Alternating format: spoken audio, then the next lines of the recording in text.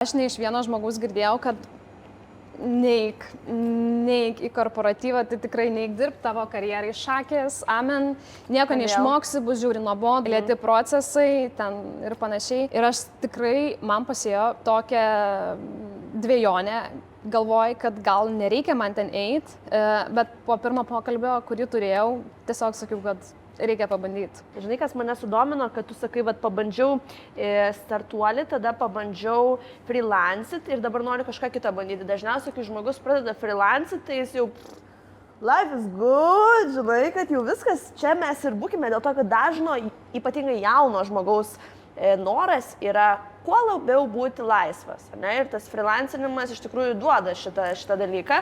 Kaip tu pagalvoji, kad žinai, aš manau, kad freelancinimas labai gražiai skamba ant popieriaus kaip idėja, bet iš tikrųjų tu turi būti savo menedžeris, turi ieškotis klientų, turi, žinai, kažkaip tai ir babkės uždirbti, tada jau žiūri, kad dirbi ne 8 valandas, ne 6, o 12, nes dar reikia kažkam e-mailą atrašyti, dar kažkas dega, ten kažkas nepatenkintas. Nu tai nėra taip, kad ten freelancas, tai ir čia aš jau, žinai, taip, lafai gyvenu.